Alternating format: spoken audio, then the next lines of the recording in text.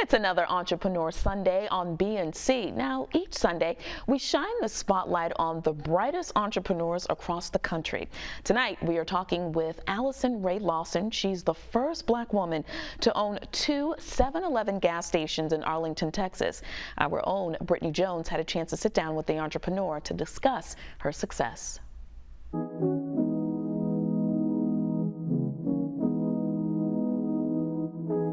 Alyson Rae Lawson, thank you so much for joining us for Entrepreneur Sunday.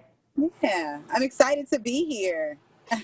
So first off, I mean, you have like the most exciting thing. A lot of Black folks don't know that we own gas stations. Talk a little bit about your inspiration and what got you started to start that franchise. Oh my goodness. So my inspiration is always my parents. They're two great entrepreneurs. My father franchised 3 McDonald's whenever I was younger, started in the 70s. And my mother's a realtor. And I've seen both of them work so hard to get to where they were. So that is kind of like my entrepreneurship background. But 7-Eleven in general, it really came out of nowhere. I just started looking up a lot of franchises, and 7-Eleven was one of those on the list.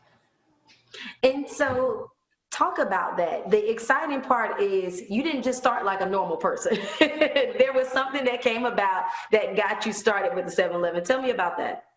Yeah, so I reached out to 7-Eleven, and I was looking to buy a store in Lancaster, Texas, and the rep said that they had an amazing opportunity for a women in franchising contest that 7-Eleven was having, and the prize was a 7-Eleven, and they waived the building costs. So I applied thinking that it would be silly, and I ended up winning. So what was your reaction like to that? I still tell people all the time, it hasn't hit me yet, so I don't really know what my reaction was 3 years ago. But I can remember just thinking, like, this is it. Like, this is my moment, and, like, this is everything that I have worked so hard for. Talk about some of the challenges that you faced when you were going ahead with the process to start these franchises. There were some bumps along the road. You said it hadn't been easy. Oh no, it's never easy. Like you lose money. You just go through different things that are always coming your way. But a large part of it is just trying to find a good balance between employees and a good balance between yourself and your work ethic. There was a long period. It's probably about 6 or 7 months where I worked 7 days in a row with no time off, and worked 14-hour days just trying to get it together. But there's always going to be little challenges that come your way. A lot of it has to do with money. A lot of it has to do with people trying to think that, or people saying and believing that you can't do it, and just having to block them out. But I came out on the other side, and I'm happy to say that I now own 2. So I'm excited. And uniquely, they're located right next to each other, across from each other, something like that? They're across the street from each other on the same corner. So one's 700 West Interstate 20 and the other one's 100 East Interstate 20. It's walking distance. Wow. So, let's talk a bit about, you have some of the things on your shelves. You have given kind of Black people the platform to be able to sell their products right in your stores. Why was that so important to you? And what are those items that you have in your stores? I did bring some Black-owned products into my store because I felt like as an African-American today in society, we need to be supporting each other and we need to be rising together. And so what better way that I can do it from my standpoint is to bring Black-owned businesses in.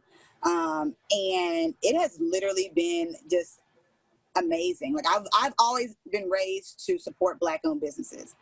Even whenever I was younger, my mother was very adamant about Black-owned businesses. And so it kind of just has been a trickle effect down to me. And there's a way for everybody to win and for both of us to win.